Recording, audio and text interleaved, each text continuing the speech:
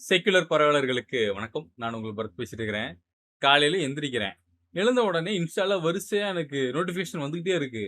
என்னடா இது அப்படின்னு ஓப்பன் பண்ணி உள்ள போய் பார்த்தா, கிட்டத்தட்ட ஒரு 500க்கும் மேல மெசேஜுங்க. எல்லாம் நம்ம பசங்க தான். எதுக்கு மெசேஜ் பண்ணியிருக்காய்ங்க? ஏதோ எமர்ஜென்சியா என்ன ஏதுன்னு ஓப்பன் பண்ணி உள்ள பார்த்தா, எல்லாரும் வரிசையா ஒரே விஷயத்த கோரஸா பாடி வச்சிருக்கிறானுங்க. என்னன்னு, "தலைவா, தனுஷ் வந்து அரசியலுக்கு வரப்போறாரு தலைவா. விட்றாத தலைவா. முடிச்சுடு தலைவான்ட்டு." அந்த ஆள முடிச்சு விடுறதுக்கு நான் ஏன்டா பேசணும்? எனக்கு புரியல. நான் என்னடா பண்ண சொல்றீங்க? அப்படின்னு கேட்டா, தலைவா விஜய் சினிமாலருந்து வந்தாருன்னா அவரு பெரிய ஸ்டார் தலைவா. அ தனுஷ்லாம் ஒரு ஸ்டாரா தலைவா? அப்படின்றானுங்க. இல்லையே, இல்லையே. இவன் இப்படி பேச மாட்டானே. யார் இவன்? அப்படின்னு செக் பண்ணி ஐடிய கொஞ்சம் மேல ஸ்க்ரோல் பண்ணி போய் பார்த்தோம்னா, போன மாசம் வரைக்கும் இல்ல. போன மொத நாள் வரைக்குமே என்னைய கழுவி கழுவி ஊத்துனவனுங்க. இப்ப வந்து என்கிட்ட சொல்லிட்டு இருக்கிறானுங்க, "ஒரு சினிமாக்காரன் அரசியலுக்கு வரலாமா ப்ரோ? இது தப்பு இல்லையா ப்ரோ? நாடு நாசமா போகுதா இல்லையா ப்ரோ? என்ன ப்ரோ?" அப்படின்றானுங்க. இல்ல எனக்கு புரியல. டேய் விஜய் வந்தது தப்புன்றேன். விஜய் அரசியலுக்கு வந்தது தப்பு. இன்னைக்கு விஜய் வந்தாரு. இந்தா நாளைக்கு தனுஷ் வந்துட்டாரு. விஜயே இந்த மக்கள் சிஎம் ஏத்துக்கும்போது, தனுஷ ஏத்துக்க மாட்டாங்க என்ன நிச்சயம்? போதாத குறைக்கு ஒரு சாமியாரு, இந்த ஜோசியக்காரர் ஒருத்தர் விஜய்க்கெல்லாம் ஜாதகம் பார்ப்பார்ல அவரு. ஏதோ ஒரு தனியார் யூடியூப் சேனலுக்கு அவரு பேட்டி குடுத்துட்டு இருக்காரு போல. நிகழ்ச்சியில கலந்துக்கிட்டு பேசுறாரு. இங்க வந்து திமுக, அண்ணா திமுக ஒண்ணு சேர்ந்து தான் தாவேக்காவ எதிர்ப்பாங்க. அது மாதிரியான கால சூழல் தான் இனி வருங்காலத்துல இருக்கும். ஒருவேளை தனுஷ் அவர்கள் வந்துட்டாருன்னா, கண்டிப்பா இப்ப நம்ம விஜய் சார் வந்து முதல் இடத்துலயும், 2வது இடத்துல தனுஷ் சார் இருப்பாரு. அப்ப இவங்க 2 பேருக்குள்ள தான் போட்டி வரும். அவங்க ஜாதகம் அந்த மாரி அப்படின்னு அந்த ஆளு பேசி வச்சிருக்காரு. எனக்கா தக்காளி மொத மொத மொ இவன் இந்த ஆளு தான் காரணம். இந்த ஆளு தான் காரணம். இந்த ஆள தான் 4 வெளுக்கணும். இந்த ஆளுக்கும் தமிழ்நாட்டு அரசியல் களத்துக்கும் சம்பந்தமே இல்ல. ஒரு துளியளவு கூட சம்மந்தம் இல்ல. ஆனா இங்க வந்து உட்காந்துக்கிட்டு எல்லாருக்கும் நான் ஜாதகம் பார்க்கிறேன், ஜோசியம் பார்க்கிறேன்னு பூரா பேரையும் அரசியல்ல தள்ளிக்கிட்டு இருக்கான் மனுஷன். இப்ப என்ன பிரச்சனைன்னா, ட்விட்டர் ஃபுல்லா, சோசியல் மீடியா சைடு ஃபுல்லாவே தனுஷ் ஃபேன்ஸ் ஒரு சைடு அடிச்சுக்கிறாங்க. ஒரு சைடு டிவிகே ரசிகர்கள், தொண்டர்கள் இவங்கலாம் மாத்தி மாத்தி சண்டை போட்டுட்டு இருக்கிறாங்க. என்னடான்னு பார்த்தோம்னா 2 பேரும், எங்க அண்ணன் பிளாக் பஸ்டர் குடுத்துருக்காருடா. எங்க அண்ணன் நேஷனல் அவார்டு வாங்கியிருக்காருடா. எங்க அண்ணன் சூப்பர் ஸ்டார்ரா. எங்க அண்ணன் சூப்பர் ஸ்டார் மருமையன்டா. இப்படி போட்டு போய் சண்டைய போட்டுட்டு இருக்கிறானுங்க. எனக்கு புரியல. டேய் நாட்டுல பல பிரச்சனை போயிட்டு இருக்கு. எவனாவது ஒருத்தன் அத பத்தி பேசு. பல்லாவரத்துல தாவேகா சார்பா ஒரு கல்விக்கூடம் நடத்துறாங்க போல.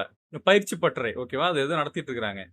அந்த பயிற்சி பட்டறைக்கு படிக்க வரக்கூடிய பெண்கள் மீது, மாணவிகள் மீது அங்க பணிபுரியக்கூடிய ஒரு நபர் வந்து தவறா நடந்துக்கிறாரு. அது சம்பந்தப்பட்ட வீடியோ லீக் ஆகி மிகப்பெரிய ஒரு பரபரப்பை ஏற்படுத்தியிருக்கு.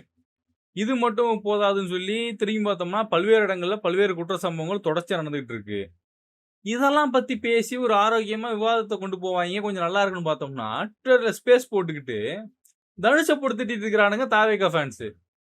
இந்த சைடு தனுஷ் ஃபேன்ஸ் எல்லாம் ட்விட்டர்ல ஸ்பேஸ் போட்டுக்கிட்டு, விஜய போட்டு திட்டிட்டு இருக்கிறானுங்க. போதாத குறைக்கு இந்த பிரச்சனை நம்மள குறுக்கால உள்ள பூந்து, வாங்க நீங்க வந்து பஞ்சாயத்து பண்ணி வைங்கன்றான். நான் ஏன்டா வரணும்? அது உங்க 2 பேர் பிரச்சனை. அங்காளி பங்காளி பிரச்சனை. நீங்க 2 அடிச்சுப்பீங்க, ஒண்ணு சேர்ந்துப்பீங்க. நாளைக்கு நீங்க 2 பேரும் கூட கூட்டணி வச்சுக்கிட்டு, நாளைக்கு விஜய் முதல்வர், தனுஷ் வந்து துணை முதல்வர் அப்படின்னு கூட நீங்க வரலாம். இபிஎஸ், ஓபிஎஸ் மாரி கூட நீங்க கட்டமைச்சு வரலாம். யார் நெனச்சா? எது வேணா நடக்குமே. இதுல போதாத குறைக்கு விஷால் ஒரு சைடு. இந்த சினிமா துறையில நான் ஒரு நடிகனா இருந்ததுக்காக நான் உங்களுக்கு ஏதாவது செய்யணுன்றதுக்காக நான் வந்து நான் ஒரு ஒரு ஒரு குற்ற உணர்ச்சின்னு நான் சொல்ல, ஒரு நல்ல உணர்ச்சியோட நான் வந்து சொல்றேன். இனிமே போற பாதை வந்து நம்மளுக்கான பாதை வந்து சாதாரண பாதை கிடையாது, நேர்பாதை தான். குறுக்கு பாதை கிடையாது, குறுக்கு பாதையே கிடையாது. நம்மளோட நேர்பாதையில நம்ம செயல்படும் போது கண்டிப்பா உங்களுக்கு எல்லா வகையிலயும் நான் உறுதுணையா இருப்பேன். அவர் சொல்றாரு, இனிமேல் நம்ம பாதை நேர்பாதை அப்படின்றாரு. நேர்பாதைன்னா என்ன உங்க பாதை? எனக்கு புரியல. நான் உங்களுக்காக ஏதாவது செய்யணும்னு வரேன். என்ன செய்யணும்னு வரீங்க? நீங்க எங்களுக்காக செய்யணும்னு நினைச்சீங்கன்னா, தயவு செஞ்சு படம் நடிக்காதீங்க. தயவு செஞ்சு நடிக்காதீங்க. அதுவே போதும்.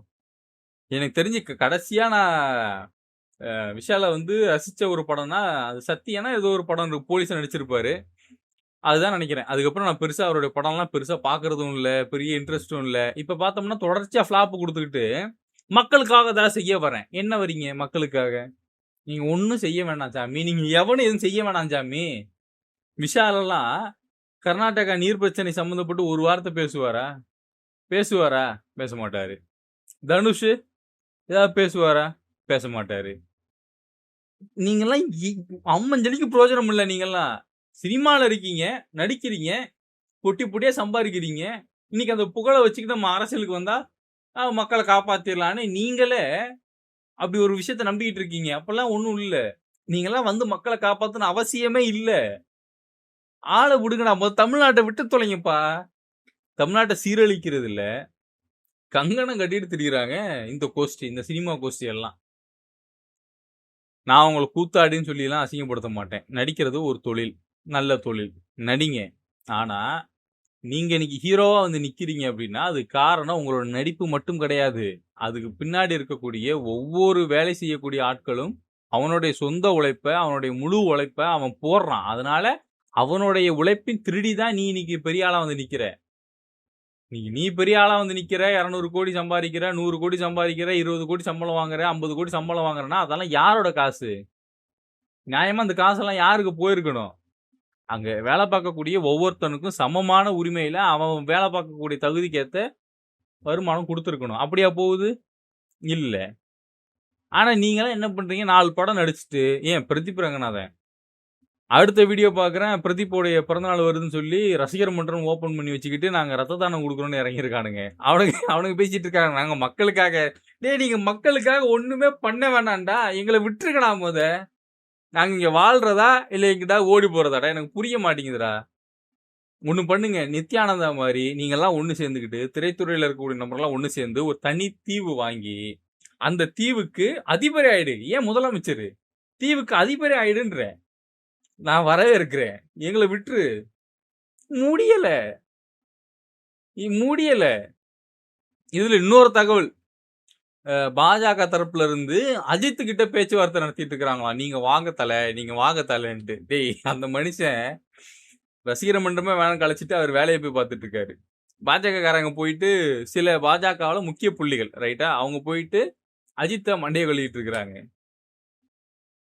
என்ன நடக்குது? 4 படம் நடிச்சா முதலமைச்சர் எல்லாம் நினைச்சுக்கிட்டு நீங்க படுத்துற படம் தாங்க முடியலப்பா. இந்த நீட் எதிர்ப்பு போராட்டம் நடந்தது. எவனா ஒருத்த வந்து அந்த பக்கம் தலை வச்சு படுத்தியா? வரல. ஒரு பய வரல. அது சம்பந்தப்பட்டு எவனாவது உடனே பிரதீப் ரங்கநாதன் போட்டாரே ட்வீட்டு. சரி ட்வீட் போட்டாரு. என்ன பண்ண சொல்ற? முதலமைச்சர் ஆக்கிடுவோமா? இல்ல மத்திய அமைச்சர் ஆக்கிடுவோமா? என்ன வாக்கணும் சொல்லுங்க. நாங்க தானே கிடைச்சோம் உங்களுக்கு. போட்டு கொள்ளு. இத்தனை நாள் விஜய் கிட்ட போய் சண்டை போட்டுக்கிட்டு இருந்தோம். இன்னைக்கு விஜயை தாண்டி இருக்கக்கூடிய புறாவருக்கு நாங்க சண்டை போடணும். சண்டை செய்யணும் அவ்வளவுதானே. ரெடி. நாங்க ரெடி. ஐயோ இதுல என்னன்னா என் ஃப்ரெண்டு நேத்து வரைக்கும் தாவேக்காவுக்கு முட்டு கொடுத்து இப்படி தூக்கிட்டு இருந்தவன் இன்னைக்கு உட்காந்துட்டு எனக்கு காலங்காத்தாலே அவர் பேசிட்டு இருக்கும்போது அவன் சொல்றான், மச்சான் தனுஷ் விடக்கூடாதுடா. ஏன்டா? தனுஷ் வந்து தமிழ்நாட்டுக்கு ஆபத்துடா. ஏன்டா? தனுஷ்லாம் என்னடா பண்ண நடிச்சிருக்கான் அப்படி பேசிட்டு இருக்கான். டேய் எப்பா என்னை விட்டுரு, நான் இதுக்குள்ளே வரல. நீங்க 2 அடிச்சிட்டு சாவுங்க, என்னமோ பண்ணுங்க, எங்களை விட்டுருங்க. பொதுமக்கள் எங்களை நிம்மதியா தயவு செய்து வாழ விட போதும். நீங்க பாலியல் குற்ற சம்பவம் நடக்குதுன்னா அதுக்கு மிக முக்கியமான காரணம் தாவேக கட்சிக்காரன் தான். போக்சோ வழக்கு 40 வழக்கு பதிவாயிருக்குன்னா அதுல 20-25 வழக்கு அவன் தான் வந்து சிக்கிறான். பாலியல் வழக்கு 400 பதிவாயிருக்குன்னா அதுல அதிகபட்சமா 60, 80, 100ன்னு சொல்லி அவங்க கணக்கு தான் போய் நிக்குது. இவங்க தான் அதுல போய் சிக்கி தொலைகிறது, இவங்க தான் சீரழிக்கிறது. ஆளை விடுங்கடா. நடிக்கிற படம்லாம் அயோக்கியத்தனமா நடிச்சிடுறது. பெண்களை பின்னாடி தட்டுறது, முன்னாடி தட்டுறது, தூக்குறது, பேக்குறதுனே படத்தை நடிச்சிட்டு வந்துட்டு கடைசி திரைப்படத்துல குட் டச்னா என்ன, பேட் டச்னா என்ன அப்படின்னு நம்ம வந்து எங்க தளபதி சொல்லி கொடுத்துட்டாரு. அப்ப அவர் பாருங்க பெண்கள் பாதுகாப்பு பத்தி பேசுறாருன்னு உட்காந்து அளந்துட்டு இருக்காங்க. உங்க அறிவெல்லாம் எங்க கொண்டு போய் என்ன பண்றது? எங்கடா நான் அடகு வைப்பேன் நானு? யாரா நீங்க செல்லக்குட்டிங்களா? யாரா நீங்க? இதுல எனக்கு இது மெசேஜ் வேற இன்ஸ்டால. ப்ரோ பாத்தீங்களா? ப்ரோ பாத்தீங்களா? ப்ரோ பாத்தீங்களா? பாத்துக்கிட்டு தானே இருக்கோம். நடக்கிற எல்லா கருமாந்தத்தையும் நாங்க பாத்துட்டு தானே இருக்கோம். பாத்துக்கிட்டு தானே எங்களால இருக்க முடியுது. வேற என்ன பண்ண முடியுது? வேற என்ன பண்ண முடியும் எங்களால? அதுல நேத்து ஒரு குரூப் கிளம்பிட்டானுங்க, நீ திட்டிட்டு இருக்கிறானுங்க, திட்டி மெசேஜ் போட்டுட்டு இருக்கிறான். என்னப்பா ஏன்பா திட்டுறன்னு கேட்டா, என்ன நீ தனுஷ் கட்சியில போய் சேர போறியா? இத்தனை நாள் ஏதோ விஜய் எதிர்த்த, இப்ப தனுஷ் கட்சியில போய் சேர போறியா? யாரா சொன்னதா? நேத்து நான் உன் வீடியோல பார்த்தேன். வீடியோ பார்த்தேன். வீடியோ ஃபுல்லா பார்த்தியா? இப்படி அரையும் குறையுமா இருக்கிறதுனால தான் உங்கள தற்குறின்றேன். வீடியோ பார்க்கறது தப்பு இல்ல. முடிஞ்ச அளவுக்கு முழுசா பாருங்க. என்ன சொல்ல வரேன்னு பாருங்க. நான் தனுஷோட கட்சியில சேர்ந்து நான் என்ன ஆகப் போறேன்? இன்னொரு தற்குறி ஆகப் போறேன். அவ்வளவுதான். அதுக்கு என் சுய அறிவை பயன்படுத்திக்கிட்டு நடக்கக்கூடிய தப்ப என்னால முடிஞ்ச அளவுக்கு நான் எதிர்த்து நின்னு கேள்வி கேட்டுக்கிட்டு, நான் அந்த அந்த இடத்தோட நின்னுக்கிறேன். எனக்கு அது போதும். அத தாண்ட போறதில்ல. ஆத்தாடி ஆத்தா! என் வாழ்க்கையில 500 மெசேஜ்லாம் பார்த்ததில்ல. காலைல எந்திரிக்கிறேன். ஒரு 500க்கு மேல போயிட்டு இருக்கு மெசேஜ். ஸ்க்ரோல் பண்றேன். சில இதுக்கெல்லாம் ரியாக்ட் பண்ணிட்டு வரேன். சிரிச்சுட்டே வரேன். ஸ்மைலு. எல்லாருக்கும் இந்தா வச்சுக்க ஸ்மைலு. இந்தா வச்சுக்க ஸ்மைலு அப்டின்ட்டு. முடியலடா யப்பா என்னால. ஸோ இதுல சண்டை செய்யணும் வாங்க அப்படின்னு ஒருத்தன் மெசேஜ் போடுறான். வாங்க ப்ரோ சண்டை செய்வோம். நீ யாருப்பா? நான் தனுஷ் ஃபேனு. டேய் முடியலடா என்னால. எவ்வளோடா உங்களோட மாரடிக்கிறது? சினிமாலேருந்து வரக்கூடாதுன்னு சொல்லல. அதுக்கான குறைந்தபட்ச தகுதி, தராதாரம் ஏதாவது ஒரு விஷயம் உங்ககிட்ட இருந்துன்னா பிரச்சனை இல்ல. இதுல என் ஃப்ரெண்டு கம்பேர் பண்றான். விஜய்க்கு இத்தனை படம் ஃப்ளாப்பு, தனுஷுக்கு இத்தனை படம் ஃப்ளாப்பு. விஜய்க்கு டைவர்ஸு, தனுஷுக்கும் டைவர்ஸு. விஜய்க்கு தனுஷுக்கு அப்படின்னு போட்டு பண்ணிட்டு இருக்கான். லிஸ்ட் போட்டுட்டு இருக்கிறான் என்கிட்ட. ஏன்டா அப்ப இதை அனுப்புனேன்னா, இல்ல மாப்ள எல்லாம் கரெக்டா இருக்கு. தனுஷ் வந்தாலும் நல்லா தான் இருக்கும் அப்படின்னு போடுறான். அவன் கலாய்க்கிறான்னு வச்சுக்கங்க. இருந்தாலும் கால கொடுமை இதெல்லாம் எங்க போய் சொல்லுன்னு தெரியல. மக்கள் புரிஞ்சுக்கோங்க. தனுஷ் இல்ல யாரு வந்தாலும் மறுபடியும் ரஜினி அவர்களே எனக்கு கட்சி ஆரம்பிச்சுட்டு நான் வரேன், முதலமைச்சர் ஆக போறேன், நான் உங்களை காப்பாற்ற போறேன்னு வந்தாலும் அது ஏற்க முடியாது. அது ஏற்கக்கூடாது. என்னத்த சொல்ல? மக்கள் புரிஞ்சுக்கோங்க, தெரிஞ்சுக்கோங்க. என்னோட இணைந்திருக்கும் அனைத்து உறவுகளுக்கு நன்றி.